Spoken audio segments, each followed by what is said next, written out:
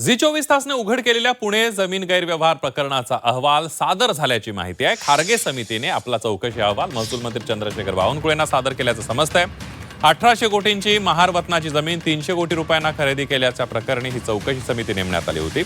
समितीने उपमुख्यमंत्री सुनेत्रा पवार यांचे पुत्र पार्थ पवार यांना अभय दिल्याची सूत्रांची माहिती आहे। दरम्यान त्याच वेळी या व्यवहारासाठी मदत करणाऱ्या 2 सरकारी अधिकाऱ्यांविरोधात कारवाईची शिफारस करण्यात आलेली आहे।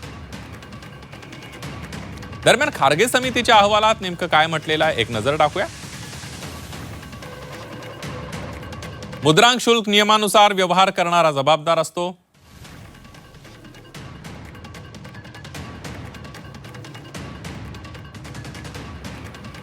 अमेडिया कंपनीने व्यवहार केला असला तरी पार्थ पवारांची सही नाहीये।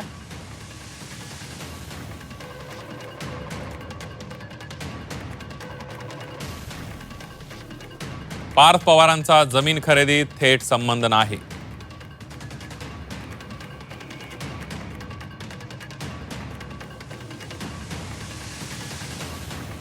अमेडिया कंपनीच्या वतीने व्यवहार करणाऱ्यांवर फौजदारी कारवाईची शिफारस करण्यात आलेली आहे।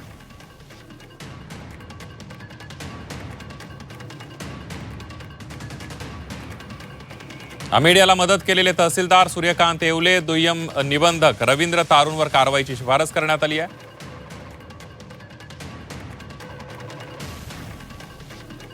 प्रकरण समोर आल्यानंतर दोन्ही अधिकाऱ्यांना निलंबित करण्यात आलं। सभेमध्ये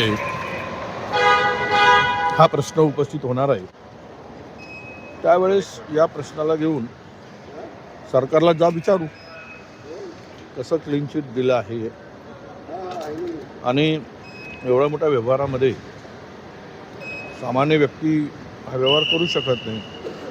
त्याला मोठमोठ्यांचा जबरदस्त होता, आशीर्वाद होता, त्यामुळे घडलेला प्रकार आहे।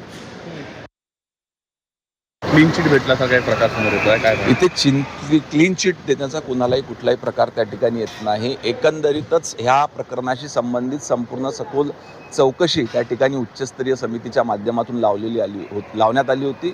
त्या समितीचा जो काही अहवाल असेल त्या अनुषंगाने त्या ठिकाणी कारवाई करण्यात येईल।